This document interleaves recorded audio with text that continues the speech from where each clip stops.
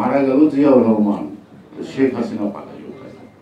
তো জিয়াউর রহমানের সাদাত বরণের সাথে হাসিনার হাত নাই, এটা তো নিশ্চিত করে বলা যায়। জিয়াউর রহমানের পরিবার আদর্শগত কারণেই সারা বাংলাদেশের প্রতিটি গ্রামে জিয়া পরিবারের সদস্য অকুতোভয় লড়াই করে যাচ্ছে। তো অর্থাৎ জিয়া পরিবারকে যদি সমবেদনা জ্ঞাপন করতে হয় তাহলে 18,000 বর্গ মাইলের মধ্যে 18 কোটি মানুষের প্রতি সমবেদনা জ্ঞাপন করতে হয়।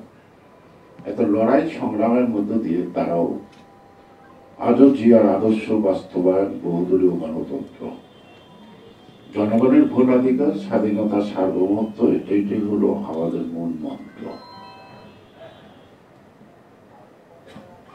আমরা কখনো লুকাইছি, পালাই নাই।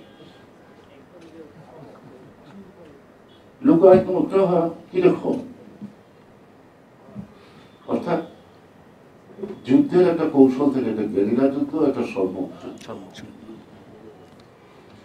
আমরা অনেক সময় লুকাইছি, অর্থাৎ গেরিলা যুদ্ধ পরিচালনা করার জন্য। সম্মুখভাবে যারা লড়বে তাদেরকে পথ দেখানো, কিভাবে লড়বে, কোথায় কিভাবে লড়বে, কি কর্মসূচির মধ্য দিয়ে লড়বে। জিয়াউর রহমান যেমন যুদ্ধের সময় পালায় নাই, একমাত্র Ziaur Rahman sector commander, Z ফোর্সের প্রধান, স্বাধীনতার ঘোষক, তিনি 9 মাস যুদ্ধ করেছেন দেশের অভ্যন্তরে থেকে। বাকি সেক্টর কমান্ডারদের কিন্তু সীমান্তের উপারে তাদের তাঁবু ছিল, একমাত্র জিয়াউর রহমানের তাঁবুটাই ছিল সীমান্তের ভিতরে। স্বাভাবিক কারণে আমাদের নেত্রী বেগম খালেদা জিয়াও পালায়।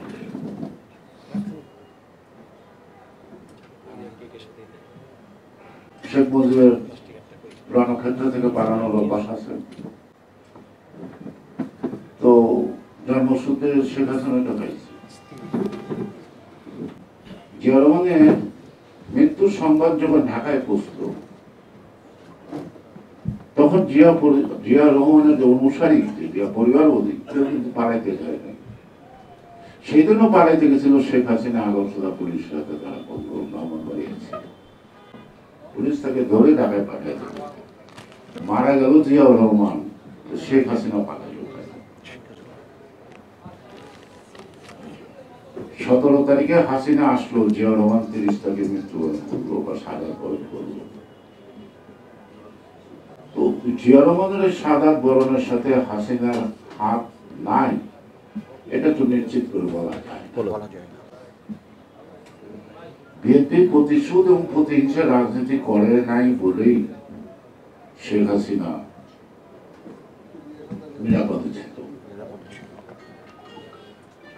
অর্থাৎ এটার ভিতরকার তথ্যটা খুঁজতে যায়নি, সে কারণেই এরশাদ নিরাপদে ছিল। শুধুমাত্র জিয়াউর রহমানের যে রাজনীতিটা কখনোই প্রতিশোধ পরায়ণ ছিলেন না। উনি ব্যক্তিগতভাবে কোন রাজনৈতিক দলের নেতার নাম ধরে বা দলের নাম ধরে কখনো কোনো সমালোচনা করতেন না। তার নতুন দলের কথা বলতেন, তিনি খুব করতে চান, তিনি সহযোগিতা চাইতেন, কিন্তু তিনি কোনো ব্যক্তির নাম ধরে কখনো কোনো সমালোচনা করতেন না।